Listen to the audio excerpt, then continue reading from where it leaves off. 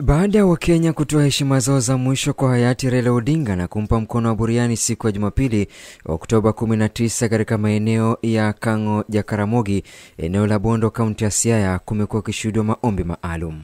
Viongozi mbalimbali na jamii wamekuwa wakizuru katika kaburi la Raila na kufanya maombi maalum sawa na kumpa heshima kama kiongozi aliyechangia mengi nchini.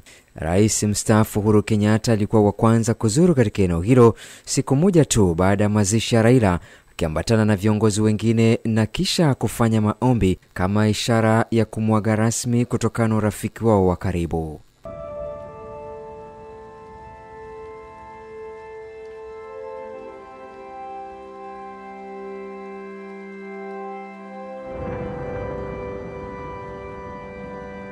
Siku tatu baada ya mazishi ya Raila, wazee mbalimbali walifika kwa familia ya mwenda zake na kufanya tambiko katika kaburi la Raila ambao waliongozwa na gavana wa Bungoma Ken Lusaka. Anytime he came to Bungoma, he went to Elijah Masinde Wanameme's home and even built for him a mausoleum. So today I've come with 3 of the wives and a son, and generally the community from there also to come and say apologize the way we loved him in life, we still love him in death. Wazee ya jamii ya Agikuyu nao walifika katika familia ya Raila na kufanya tambiko za kimila sawa na kumiminia sifa tele Raila kama alikuwa kiongozi mpenda amani, jasiri, mzalendo na mwenye kuenzi jamii zingine ili kuungana. Wewe ugete ibukuri yaku ate motimi atumia duwane yaku. Kuwa mtu wa amani, alikuwa anaongea juu ya amani, alikuwa anafanya hiyo amani, si kuongea tu peke yake. Alikuwa na mpaka watu wanasema enigma, jambo ambayo mtu hakuwa anajua ni nini. We believe that Raila was just as he was yours, he was also ours.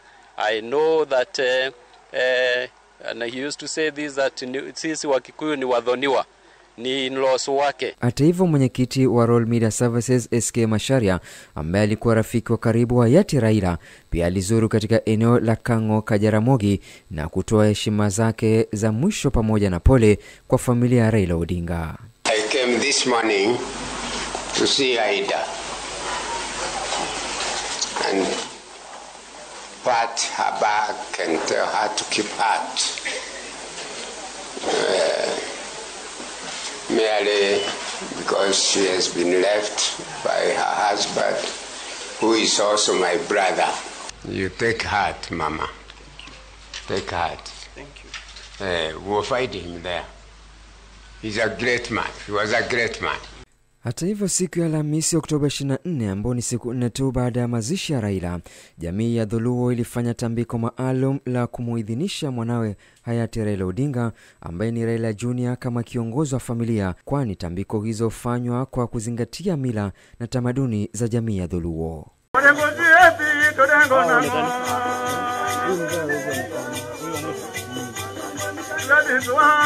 Nyanya yake Junior anamnyoa kidogo kuonyesha kwamba anaanza maisha mpya.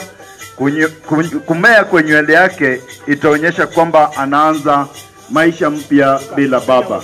Senior Council James Bob Agre Orengo, tuko na rafiki wa karibu sana tena Kasim Wajako. Mwanawe hayati Raila Odinga, ambaye ni Raila Junior, aliwashukuru wazee hao kwa kufika katika familia yao na kuomboleza pamoja, akisema hayati Raila alikuwa mtu wa watu. Tumeshukuru sana nyinyi wazee wa kwenu vile mmefika huko Bondo, na tunakaribisha watu wengine pia wote wakuje huko Bondo.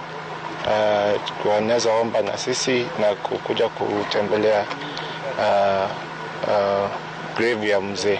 Kanisa Katoliki parokia la Bondo lilifanya misa maalum katika familia hiyo kwa ishara ya kumwombea shujaa huyo aliyechangia mengi nchini, ikiwemo kupigania haki za Wakenya wengi.